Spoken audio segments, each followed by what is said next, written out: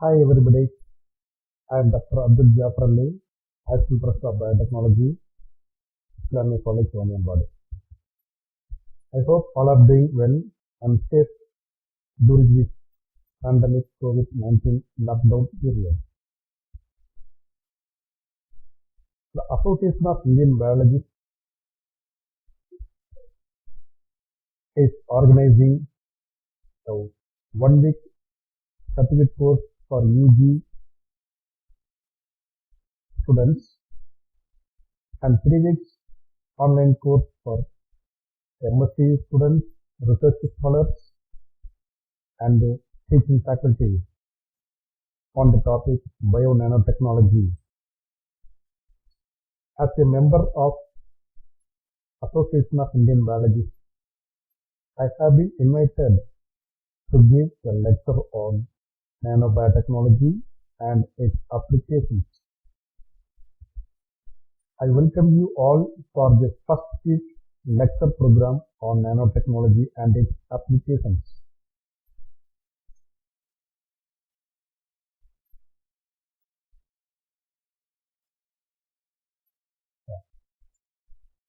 Nanotechnology is a multidisciplinary science subject which involves 3 core subjects such as physics, chemistry and biology.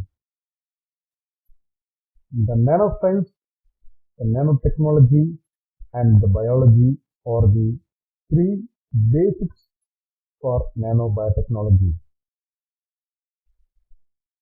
So before we go into the nanobiotechnology, we should be aware of basics of nanoscience and the nanotechnology. Yes. We will see what is nanoscience. Before that, let me brief about the history of nanoscience. Yes. The nanoscience is one of the most exciting topics in the history of scientific research. The role of nanotechnology was given its due recognition by prominent academicians and scientists from all over the world. And many industries have well recognized its potential for a surplus applications. At the beginning of the 20th century, the great scientist Albert Einstein explained the jittery dance of microscopic particles, that is a Browning motion, in his original work. Yes, he has explained the Browning motion in his work entitled On the Movement of Small Particles Suspended in Stationary Liquids Required by the Molecular Kinetic Theory of Heat. So in this work, he has explained the motion of the microscopic particles.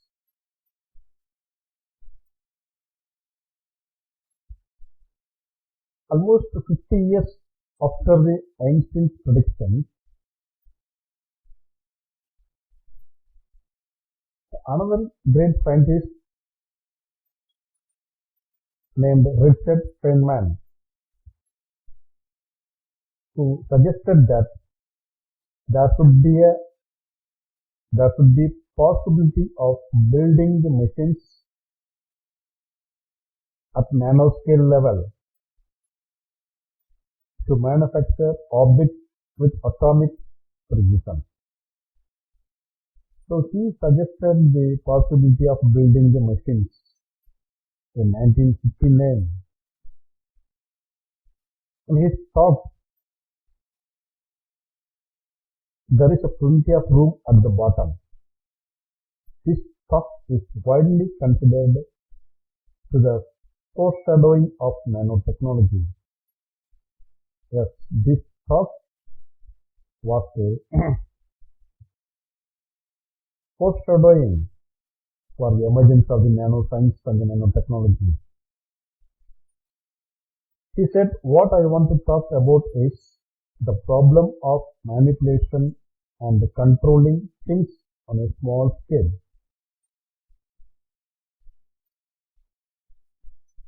See the picture, a great gentleman, the scientist Richard Feynman, who described and he suggested the possibility of making the tiny machines.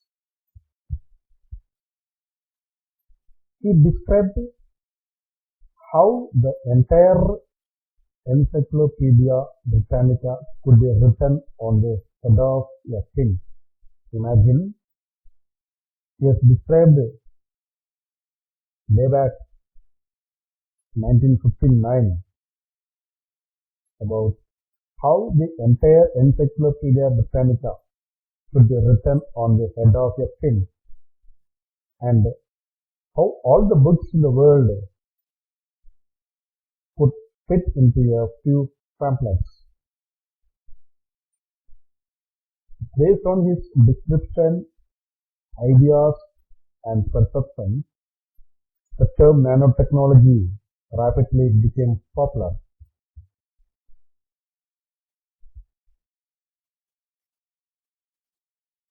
He was conferred with the Nobel Prize in 1965, and he is credited with the birth of nanotechnology. He may be called as the father of nanotechnology.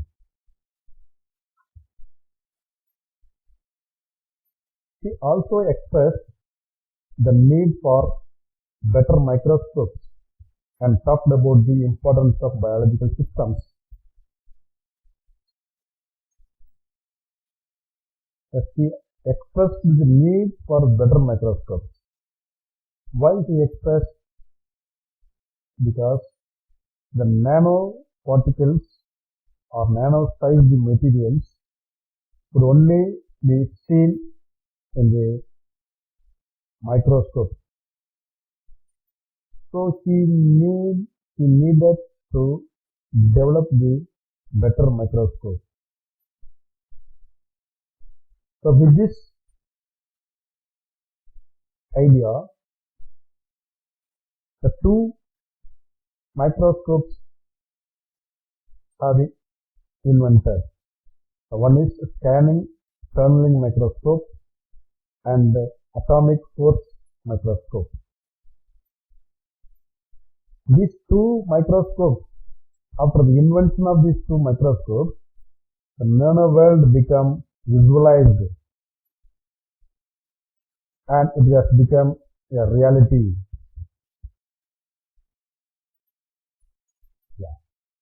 There are some terminologies that we have to understand while studying the nanotechnology or nanoscience. Okay, first, the nanometer. We are talking about nanoscience, nanotechnology and all the things. So what is nano? So the word nanometer defines the length unit of 1 nanometer, that is equal to 10 Armstrong unit. It is simply meaning 1 billionth part of a meter. Another terminology, that is nanomaterials. The nanomaterials are nothing but materials with an average size less than 100 nanometers. The materials within the range of 1 to 100 nanometers are called nanomaterials. And engineered nanomaterials or materials which are developed or created by manipulation of matter at the nanoscale to produce new materials, structures and devices at nanoscale. The classification. Nanomaterials are classified according to the length scale of each of its dimensions. So based on the dimensions of the nanomaterial, they are classified into 4 types. The one is the 0 dimension. Here, all the dimensions of nanoparticles are in nanoscale. See here the spherical shaped spheres of dots. Such nanoparticles have 0 dimension. The second one is one-dimensional nanomaterial. Here, one dimension will be in nanoscale and the other 2 in macroscale. Say for example, nanofibers and nanowires. See, in the nanowires or in the nanofibers, one dimension is in nanoscale within the 1 to 100 nanometers, and the other 2 dimensions are in macro scale. Third type is 2-dimensional nanomaterials. Here the 2 dimensions in nanoscale and other in macro scale. Say for example, nanosheets or nanofilms. Here the 2 dimensions of the sheets or film are in nanoscale and the other dimension is in macro scale. The last one is with 3-dimensional nanomaterials. Here, no dimensions at the nanoscale. They all are in macro scale. In bulk materials, you can see all the dimensions are in macro scale. Right. Now come to the nanobiotechnology. Nanobiotechnology, Bio-nanotechnology and nanobiology are the 3 terms that refer to the intersection of nanotechnology and biology. These 3 are the intersections of nanotechnology and biology. Okay. So nanotechnology is nothing but a study of controlling of the matter on an atomic and molecular scale. Generally, nanotechnology deals with structures sized 100 nanometers or smaller in at least 1 dimension and involves developing materials or devices within that size. It also involves research and technology development at the atomic, molecular or macromolecular level in the length scale of approximately 1 to 100 nanometer range. So, this is something about the nanotechnology. So, developing the nanomaterials in the nanoscale size, developing the devices under the nanoscale size. Now, come to the biotechnology. The definition for biotechnology. As you all biologists, you know what is the biotechnology. It is nothing but the use of biological processes, the use of biological organisms, or the use of biological systems to manufacture products intended to improve the quality of human life and also the animal welfare. So here the biological processes. In the organism or in an animal or in a human body, there are so many biological processes occurring. So these processes are used. Similarly, some organisms like microbes, bacteria, virus, or the biological system are used to manufacture the products to improve the quality of human life. This is called the biotechnology.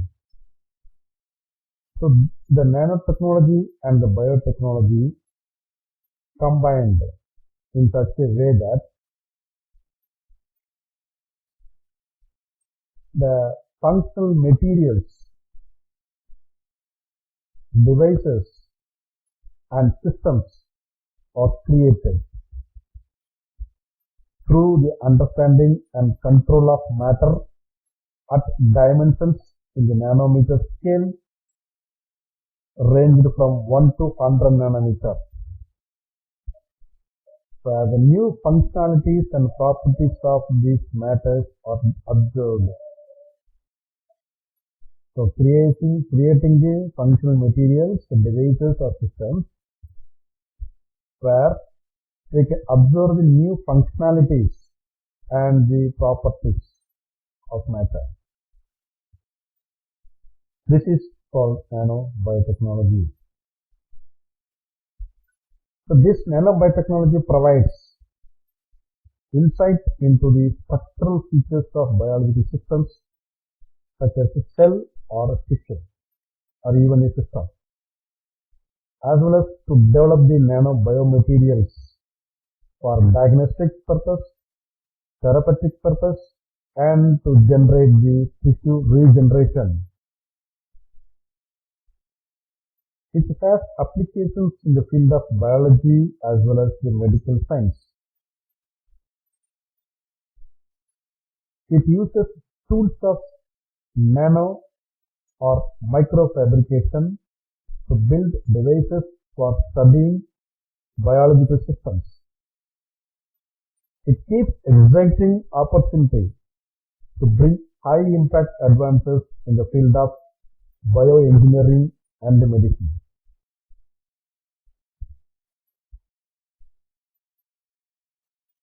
And why nanoparticles or materials are used in biological systems?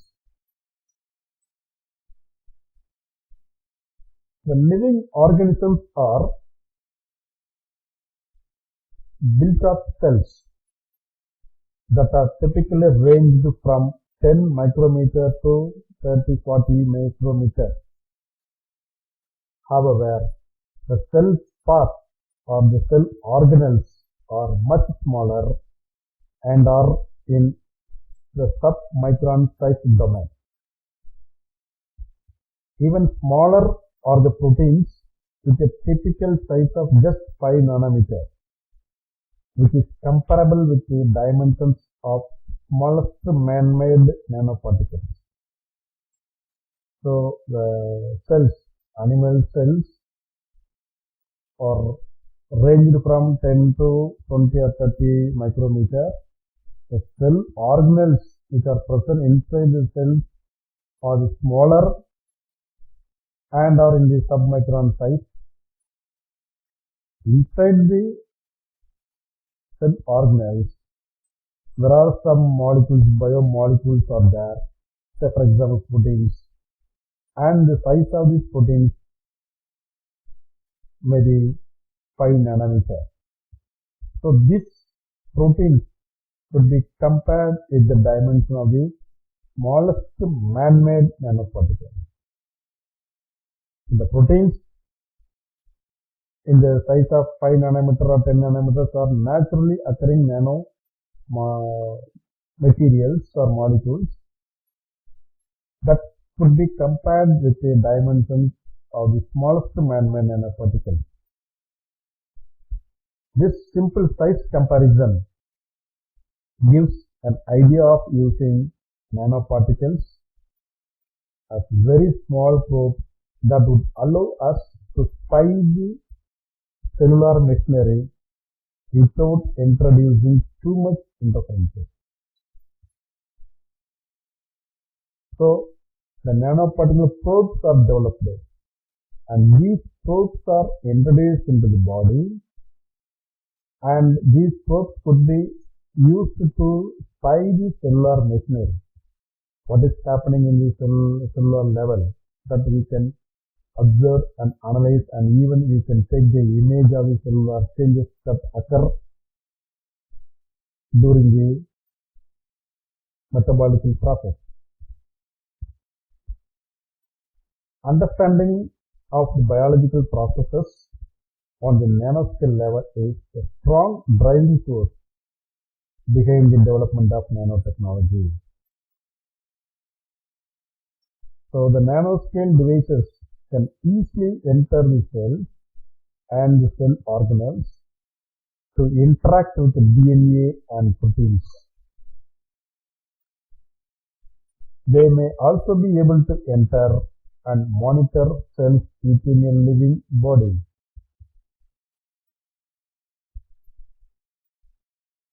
Here, this is a picture which shows the nanomaterials of different sizes in the nanoscale. Liposomes, dendrimer, gold nanoparticles, quantum dots, and fluorine. These are the man-made nanoparticles. Its sizes range from 1 to 100 nanometers. And come to the applications of nanobiotechnology. Nanobiotechnology is applied in medicines as well as in the health aspect.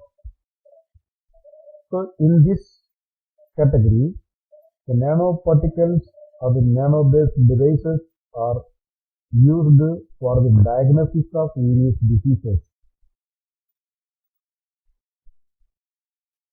They are used for the therapeutic purposes. Recently, the nano-based materials and devices are used to develop the tissue engineering.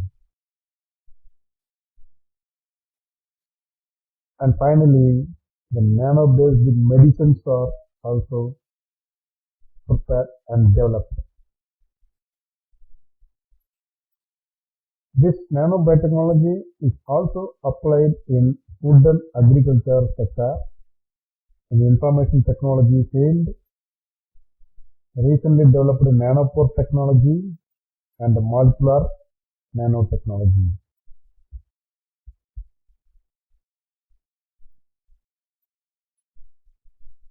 Okay. Then we will see one by one applications of nanobiotechnology in medical and clinical fields.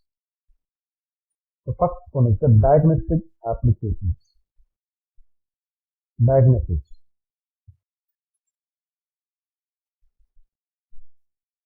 The current diagnostic methods for most diseases depend on the manifestation of visible symptoms before medical professionals can recognize that the patient suffers from a specific illness.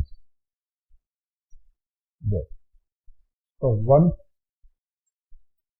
a body is infected with any pathogen, maybe bacteria or virus or any other microbial pathogens, after the incubation period of these pathogens inside the body or the system, then they start to develop some kind of symptoms that will appear externally. So the diagnosis should be made after observing the visible symptoms. But by the time those symptoms have appeared, treatment may have a decreased chance of being effective. So after observing the visible symptoms only, the medical professionals diagnose the kind of diseases based on the visible symptoms. Then they start to give the treatment. So this treatment may have a decreased chance of being effective. Then the earlier a disease can be detected, the better the chance for a cure is. So we should detect the diseases at the earlier stages before the visible symptoms develop. Optimally, the diseases should be diagnosed and cured before symptoms even manifest themselves. So in such cases, the nucleic acid diagnostics will play a crucial role in that process, as they allow the detection of pathogens and the diseases or the diseased cells at such an early symptomless stage of disease progression. So the nucleic acid diagnostic method will detect the pathogens or the diseased cells before the appearance of the symptoms. So in such case, the treatment will be more effective and it will be more feasible.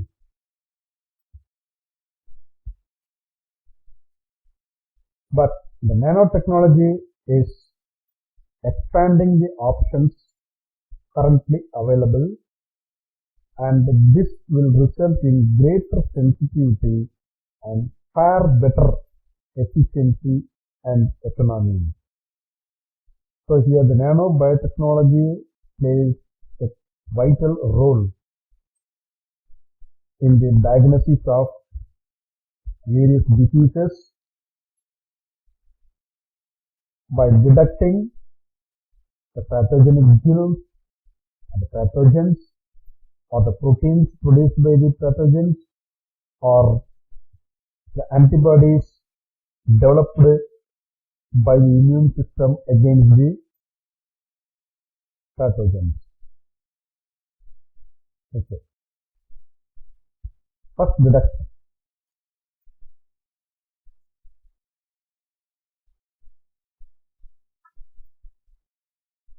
Many currently used conventional clinical tests reveal the presence of a molecule or a disease-causing organism by detecting the binding of a specific antibody to the disease-related target. So very conventional clinical test is to detect the binding of specific antibodies that are developed in the body against the target organism. Traditionally, such tests are performed by conjugating the antibodies with some inorganic or organic dyes, and this conjugated materials are introduced into the body, and the signals which are emitted by the organic and inorganic dyes could be visualized through the fluorescence microscopy or electron microscopy. So this is a traditional and very common method of detecting the antibodies. But here there is a limitation in this method. Here the dyes is often used to conjugate with the antibodies often limit the specificity and the practicality in detecting the antibodies. There are limitations for the dyes. for the specificity to this specific antibody. So in such bottleneck can be overcome by the nanotech biotechnology method. So this nanobiotechnology offers a solution by using semiconductor nanocrystals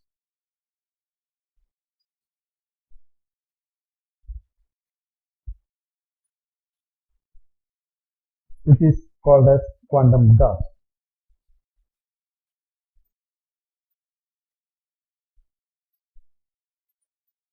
Okay. So the quantum dots are nothing but they are man-made nanoscale crystals that can transport electrons.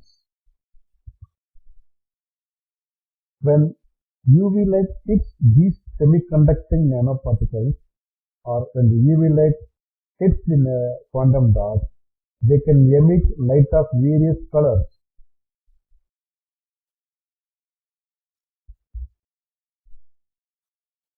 These artificial semiconductor nanoparticles that have found applications in composites, solar cells, and in fluorescent biological labels. See the picture, the quantum dot. It's artificially man-made nanoscale systems. Here in this structure, you can see the core particle in the quantum dot in the center, which is surrounded by a shell, quantum dot shell, and the whole shell is covered by the protective shell. When the UV light hits the quantum dots, it emits the light of various colors, and they have a high sensitivity.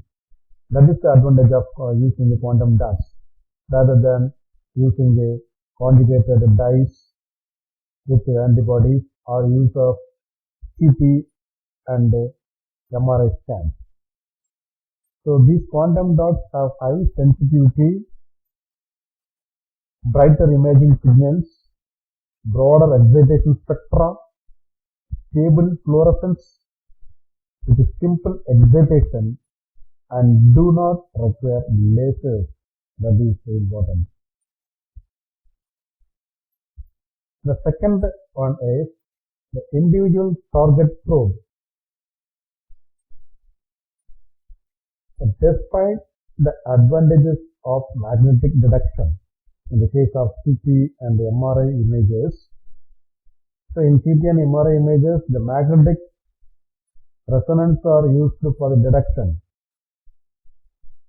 Despite this magnetic detection, optical and colorimetric detections will continue to be chosen by the medical community.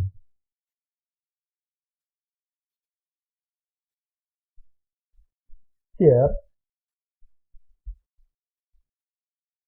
the optically detecting the genetic composition of biological specimens are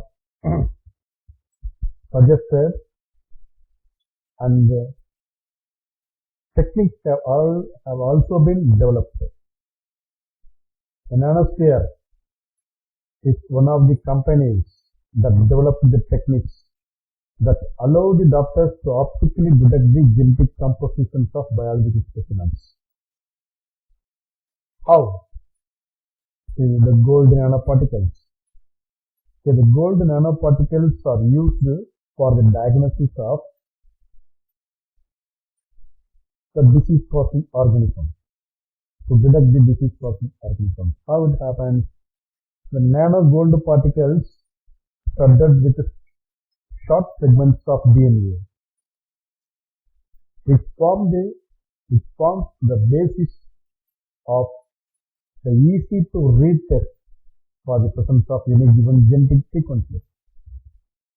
Say, for example, if the sequence of interest in the sample, that is, if the sample contains the sequence of interest means the sequence of the pathogenic organisms, the RNA of viral particles, or DNA or mRNA of bacterial pathogens, whatever may be. So, if the sequence of interest is present in the sample,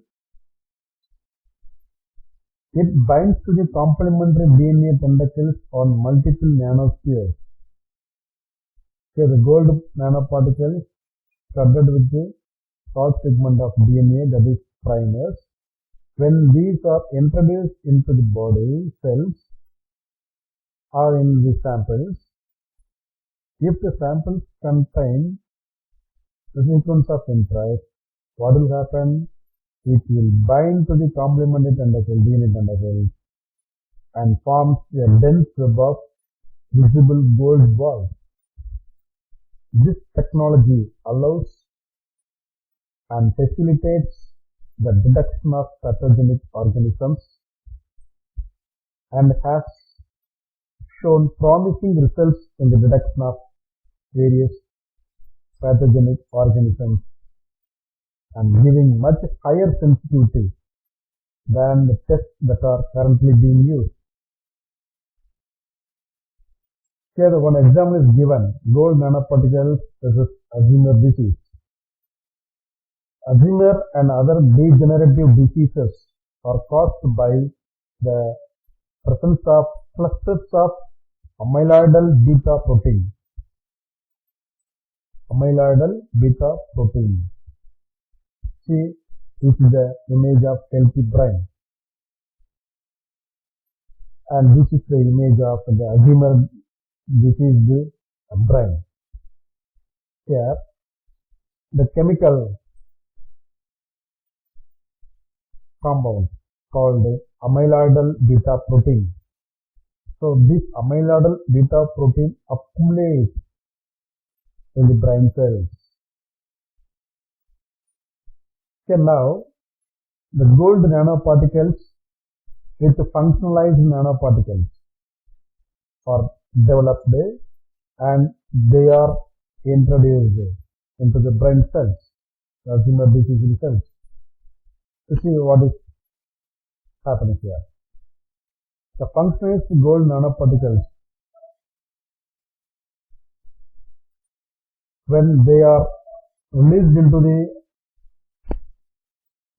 Alzheimer's disease cells, brain cells, they selectively attach to the aggregate of amyloidal beta protein. Then the microwaves at a certain frequencies are irradiated on the sample. So this irradiation generates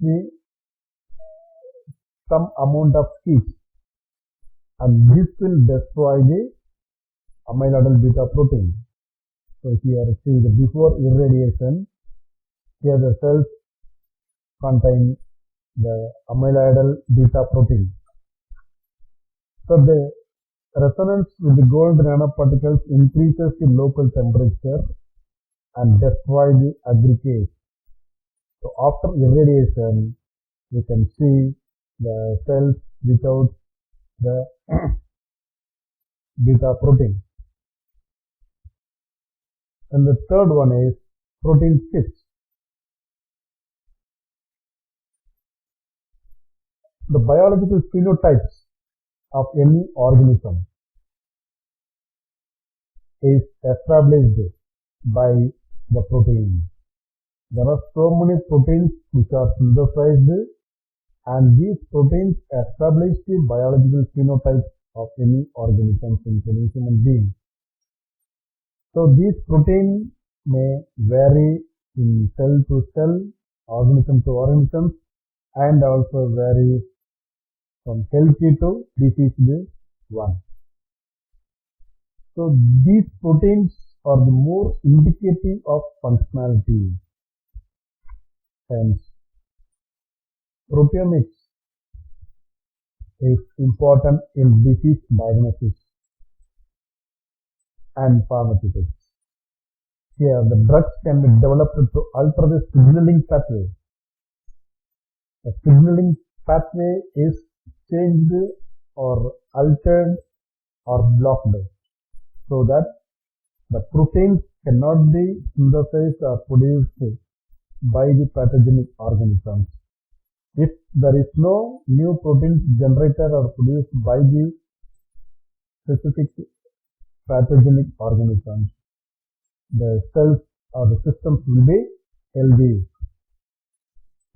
So protein chips can be treated with chemical groups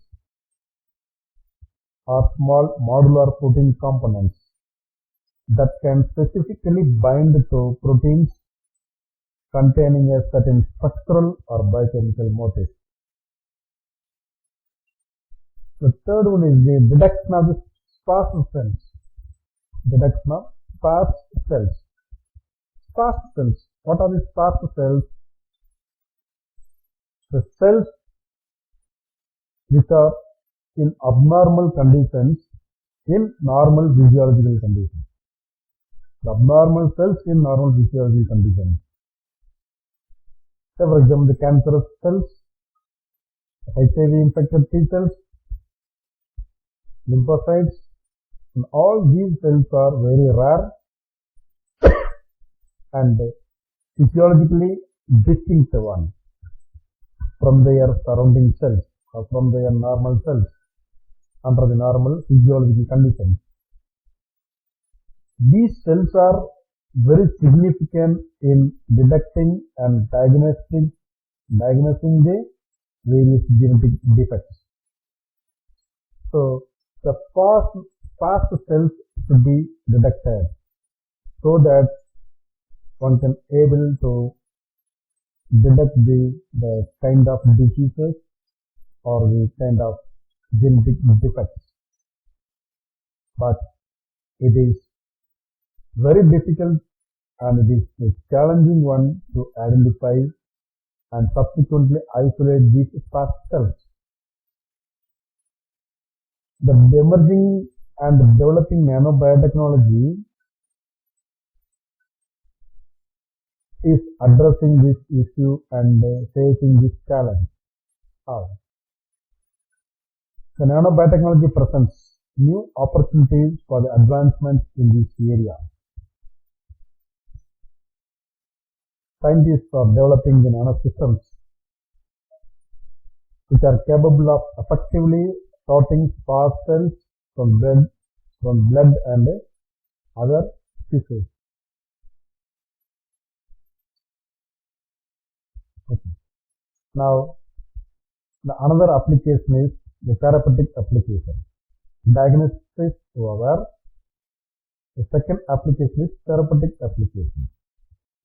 Nanotechnology can provide new formulations of drugs with less side effects and routes for drug delivery. So this technology provides the new formulation of drugs with less side effects and routes for drug delivery.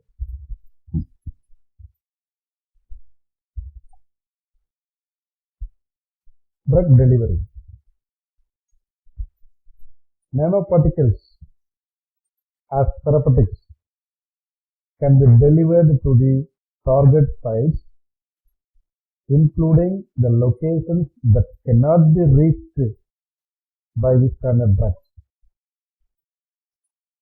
There are so many standard drugs which are administered orally, and many of these drugs cannot be reached easily to the target cells or to the target sites. This is the drawback of use of the standard drugs to cure the many diseases, particularly the cancerous cells. But the nanoparticles as a therapeutic can also be designed to release only at times when specific molecules are present or when the external triggers are provided. So imagine, the nanoparticles with drugs is designed in such a way that they can be released at any time. So whenever a cell needs, or whenever a system needs, how much amount it needs. So everything can be controlled and designed in the nanoparticles, and these nanoparticle drugs can avoid the harmful side effects when compared to the potent other synthetic drugs. And another advantage of using the nanoparticles in the drug delivery system is the release of the drug can be controlled much more precisely than ever before. So we can control the release of the drug. So everything will be monitored, everything can be controlled. This is the advantage of nanoparticles used in a drug delivery. Here the example is given: nanotechnology in drug delivery in the case of cancerous cells. Because of their small sizes, the nanoparticles are taken by the cells where large particles will be excluded or cleared from the body. Look at this picture. Here, the nanoparticles studded with some drugs. How these nanoparticles enter the target cells and release drugs. You see in the fourth step. Step 1. A nanoparticle carries the pharmaceutical agent, that is drug, inside its core. So inside its core of the nanoparticle, the drug is present, while its cell is functionalized with the binding agent. The cell is functionalized with the binding agent. Now what is happening here? Through the binding agent, the target nanoparticle recognizes the target cell. So with the help of the binding agent, the nanoparticle are able to find the target cell. Then the functionalized nanoparticle cell interacts with the cell membrane. Once the target cells are identified by the nanoparticles, the functionalized nanoparticle cell interacts with the cell membrane. Then the nanoparticle is ingested into the cell and it interacts with the biomolecules inside the cell. Now the nanoparticles entered into the cell and it reacts with the biomolecules which are present in the cell. Finally, the nanoparticles break and the pharmaceutical agents are released. So the target cell is identified and the drug is released to it so that the target will be achieved. Similarly, nanotechnology in drug delivery, how it is used in the heart diseases, to cure the heart disease. Nanoparticle uses a protein to attach to the damaged regions of arteries. This allows drugs to be applied directly to the damaged portion of the artery. So as I told earlier, the importance of the nanoparticle drug delivery is to deliver the drug in the specific or the target cell. Here in the heart diseases, the proteins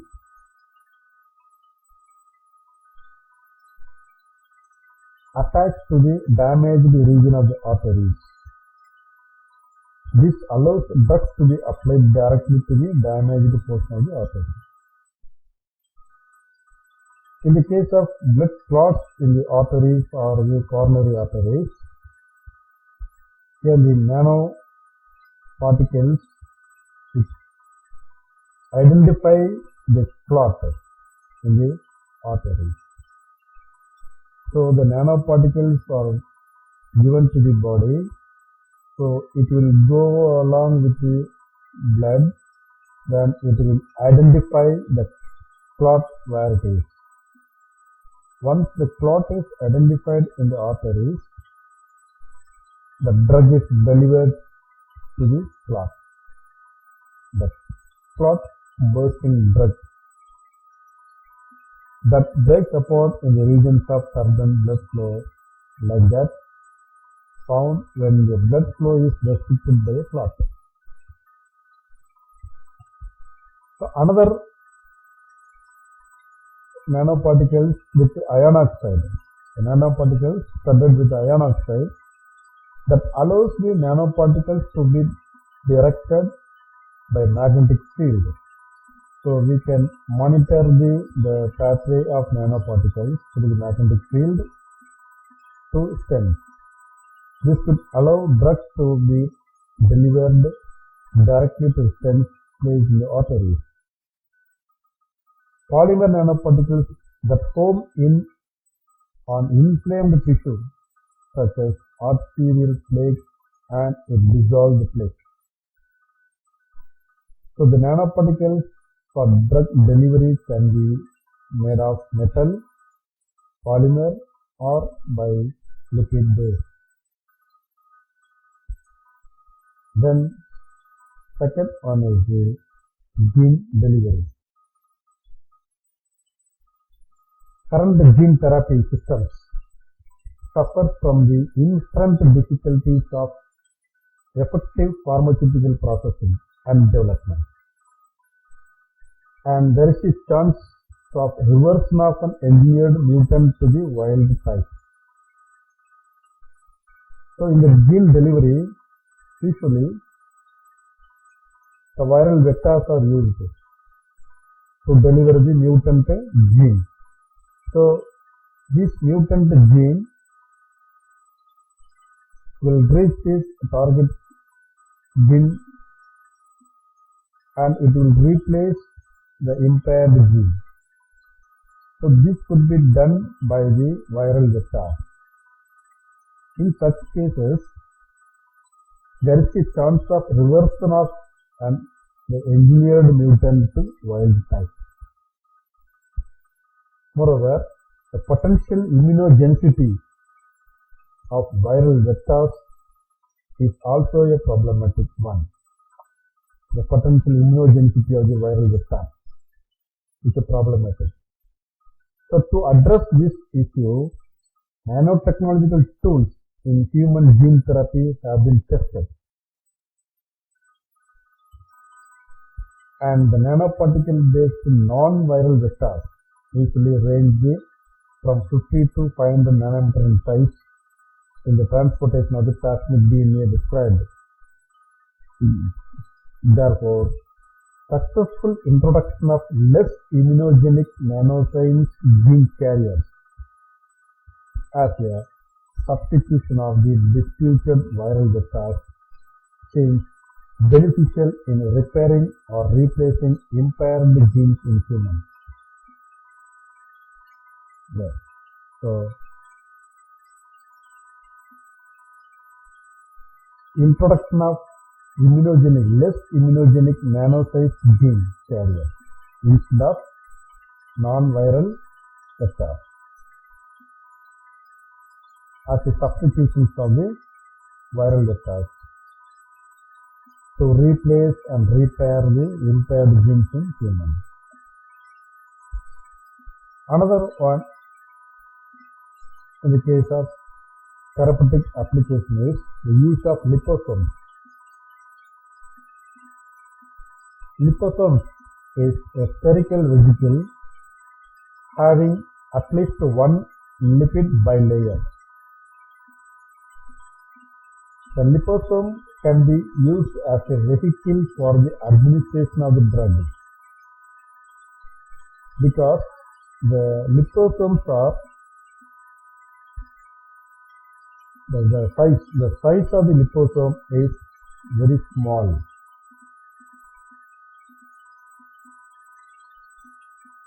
so that they can easily pass through the cell membrane of the target. Recent use of several groups of liposomes in a local delivery has been found to be conveniently effective. There are so many liposomes are developed for the delivery of the drug.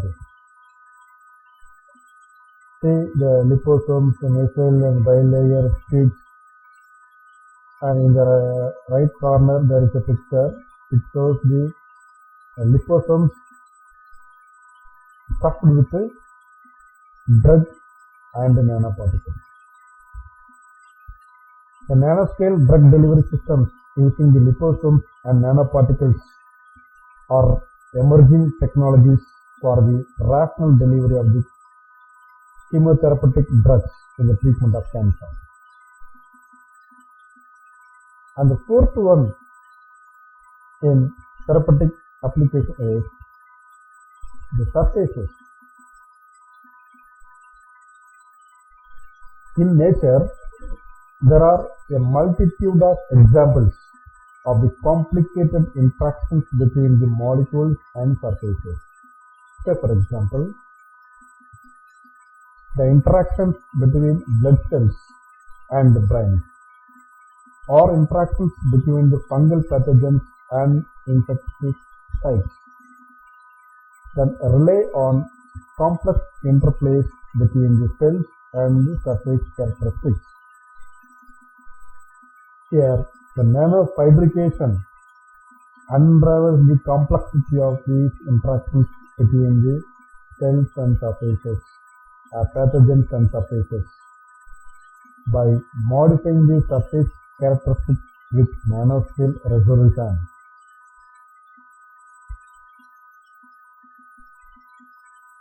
This nanosystem owned by the nanosystem owned by the Irish drug company Cellular.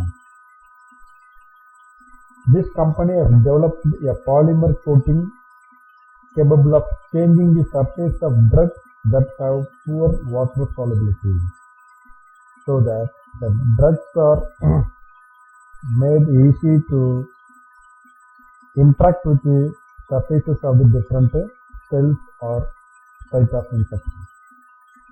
This is another advancement of use of nanobiotechnology in the therapeutic field.